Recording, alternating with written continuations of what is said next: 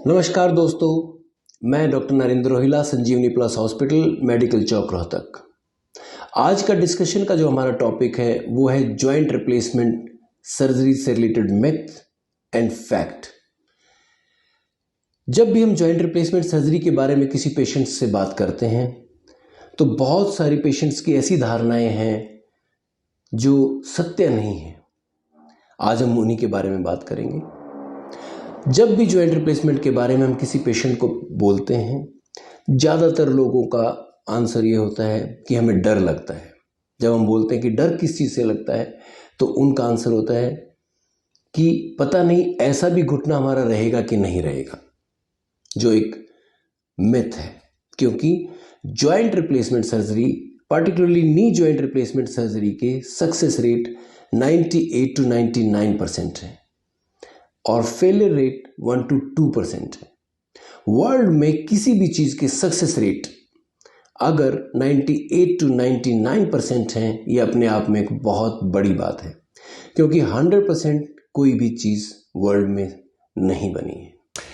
Number 2, patient को लगता है कि दर्द बहुत होगा और ये दर्द 6 महीने तक चलेगा, जबकि सच्चाई ये है कि पेशेंट का जो शुरू का दर्द होता है वो हॉस्पिटल में दवाइयों से कंट्रोल किया जाता है। अगले दिन से पेशेंट चलना शुरू कर देता है। 1 वीक में सीढ़ियाँ चढ़ना उतरना स्टार्ट कर देता है। 1 महीने में पार्क जा सकता है और 3 महीने में अपनी सारी शॉपिंग के लिए जा सकता है और यात्राएं तक कर सकता है। नंबर 3, कुछ पेशेंट को लगता है कि हमें ऑपरेशन के बाद अगले कुछ दिन बेड पे बिताने होंगे और हमें दूसरों के सहारे ज़िंदगी जीनी होगी, जबकि सच्चाई ये है कि पेशेंट अगले दिन से चलना शुरू कर देता है, अपनी सारी रूटीन एक्टिविटीज़ खुद करता है, वॉशरूम खुद जाता है और दूसरों के सहारे के बजाय खुद के उस पर चलना शुरू कर देता है।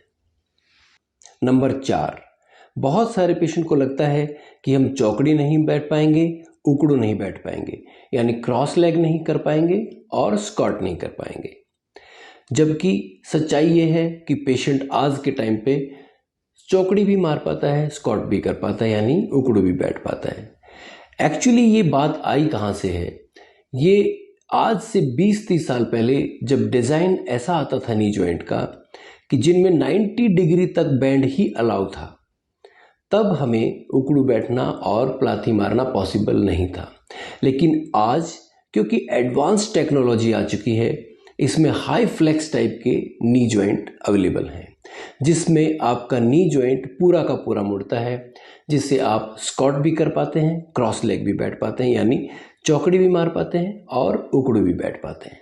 नंबर 5, बहुत सारे पेशेंट्स को लगता है कि हमारा पुराने वाला ये घुटना निकाल लिया जाएगा और इसकी जगह नया घुटना डाल दिया जाएगा, जबकि फैक्ट कुछ और है। एक्चुअली इस चीज़ को हम इस मॉडल से समझते हैं। ये नॉर्मल जॉइंट है जिसमें कार्टिलेज नॉर्मल है, यानी जो 2 बोन की अपोजिट सरफेस है जिसको हम कार्टिलेज बोलते हैं, वो शाइनी जो सरफेस है वो जो रब करती है। यंग एज में हमें पता भी नहीं चलता है और ये आराम से बिना पेन के हम भागते दौड़ते रहते हैं। जैसे जैसे एज बढ़ती है या किसी कारण से जॉइंट खराब होता है तो ये कार्टिलेज की सरफेस खराब होती चली जाती है और इसी को हम स्टेज 1, स्टेज 2, स्टेज 3 आर्थराइटिस बोलते हैं। लास्ट की स्टेज में जब बहुत पेनफुल कंडीशन हो जाती है तो बेसिकली हम इस कार्टिलेज के स्ट्रक्चर को हटा के इसकी जगह नया सरफेस इसका चेंज कर देते हैं। घुटना हमारा सेम रहता है। जैसे अगर इस मॉडल से समझें तो ये कार्टिलेज की ऊपर की सरफेस जो खराब हो गई थी वो हमने इसमें रिप्लेस कर दी है और हमने सिर्फ इसकी एक कैपिंग कर दी है। जैसे टूथ के अंदर टूथ का सरफेस घिसने के कारण हम टूथ की कैपिंग कर देते हैं, वैसे ही जॉइंट हमारा सेम रहता है लेकिन जॉइंट की कैपिंग कर देते हैं। जो सरफेसेस आपस में टकराती हैं सिर्फ उनके ऊपर एक कैप चढ़ा देते हैं, जिसको हम रीसरफेसिंग भी कह सकते हैं। नंबर 6, बहुत सारे पेशेंट को लगता है कि हॉस्पिटल स्टे बहुत लंबा रहेगा, जबकि सच्चाई ये है कि जब भी हम सिंगल जॉइंट रिप्लेस करते हैं तो 3 से 5 दिन के अंदर पेशेंट आराम से घर चला जाता है। नंबर 7, एक मिथ जुड़ी हुई है फिजियोथेरेपी से। बहुत सारे पेशेंट को लगता है कि हमें बहुत सारी फिजियोथेरेपी लेनी पड़ेगी, बहुत सारे पैसे फिजियोथेरेपी पे खर्च करने पड़ेंगे और फिजियोथेरेपी के दौरान पेन बहुत सारा होगा। जबकि सच्चाई ये है कि पेशेंट अगर खुद से एक्सरसाइज कर सकता है तो हम कुछ एक्सरसाइज पेशेंट को सिखा देते हैं और पेशेंट चाहे तो खुद एक्सरसाइज कर सकता है। लेकिन हम सजेस्ट ये करते हैं कि अगर पहले 1.5 महीने में किसी फिजियोथेरेपिस्ट की आप हेल्प ले लेंगे तो रिजल्ट बेहतर होंगे, क्योंकि फिजियोथेरेपिस्ट आपके दर्द को अच्छे से समझता है, आपके दर्द को अच्छे से मैनेज करता है और जितनी एक्सरसाइज उसको करानी है वो उतनी ही एक्सरसाइज कराता है, ताकि धीरे धीरे पेन कंट्रोल के साथ साथ वो आपकी मूवमेंट्स को बढ़ाता रहे। अगली धारणा जो जुड़ी हुई है वो नी जॉइंट की लाइफ के साथ है। बहुत सारे लोगों को ये लगता है कि रिप्लेस्ड जॉइंट की लाइफ सिर्फ 10 से 12 साल ही होती है, जबकि सच्चाई ये है कि आजकल एडवांस टेक्नोलॉजी के साथ इनकी लाइफ 25 से 30 साल तक हो गई है। हाँ, ये सच है कि आज से 20-30 साल पहले जब जॉइंट रिप्लेसमेंट सर्जरीज होती थी तो हम खुद पेशेंट को यही बताते थे कि इनकी लाइफ 10 से 15 साल ही है। लेकिन जैसे ये अगर हम समझे कि ये अनकोटेड टाइप का रिप्लेस्ड मटेरियल का जॉइंट है, तो इस तरह के अनकोटेड रिप्लेस्ड जॉइंट्स में आज भी लाइफ 15 साल के आसपास तक रहती है। लेकिन एडवांस टेक्नोलॉजी के साथ आजकल मार्केट में कोटेड जॉइंट भी अवेलेबल हैं, जिनसे इनकी लाइफ काफ़ी बढ़ गई है, बशर्ते कि पेशेंट वो सारी हिदायतें बरतें जिनसे कि पेशेंट की जॉइंट की रिप्लेस्ड जॉइंट की लाइफ लंबी रहे। नंबर 9, अगला मिथ जो जुड़ा हुआ है वो एज से रिलेटेड है। बहुत सारे पेशेंट हमारे पास 40 की एज में आते हैं, बहुत सारे पेशेंट आफ्टर 70 आते हैं जिनके ग्रेड 3 तक जॉइंट डैमेज्ड है और उनको लगता है कि उनकी एज नहीं है जॉइंट रिप्लेसमेंट की। तो मेरा मानना यह है कि जिस इंसान के 40 की एज में जॉइंट डैमेज हो चुके हैं, वो भी ग्रेड 3 टाइप, उसके लिए मुश्किल है अगले 10 से 15 साल तक वेट करना और अपनी ज़िंदगी को रोक के रखना।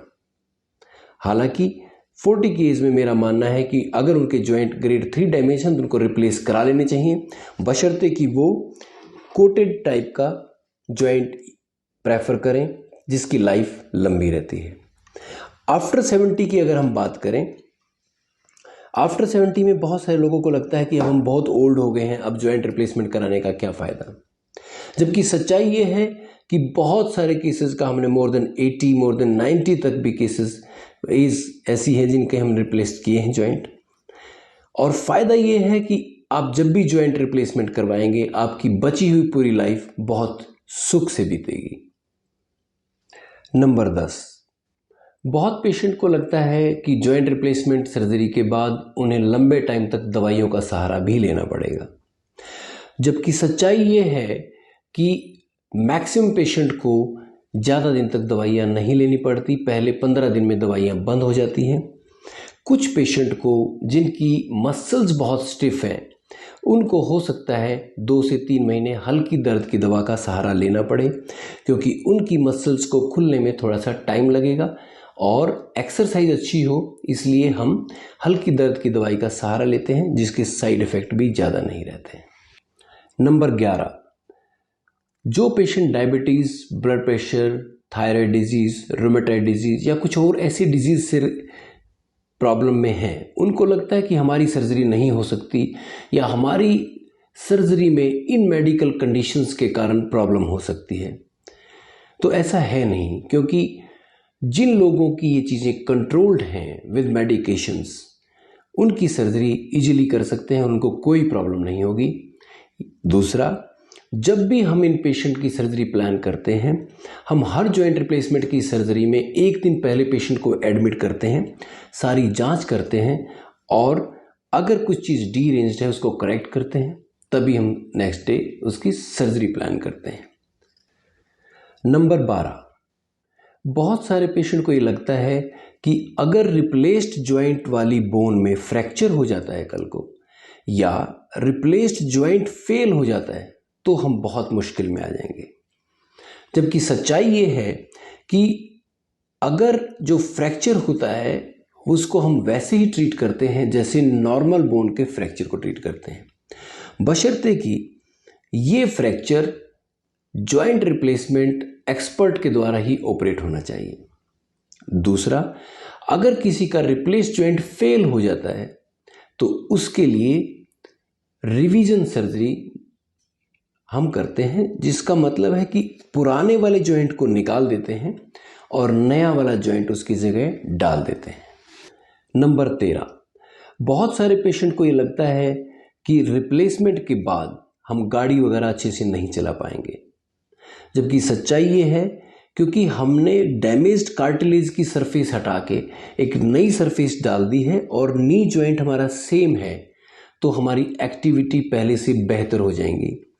हम आराम से साइकिल चला सकते हैं, बाइक चला सकते हैं, गाड़ी चला सकते हैं और हमारी बहुत सारी एक्टिविटीज़ पहले से बहुत ही ज़्यादा बेहतर हो जाएंगी।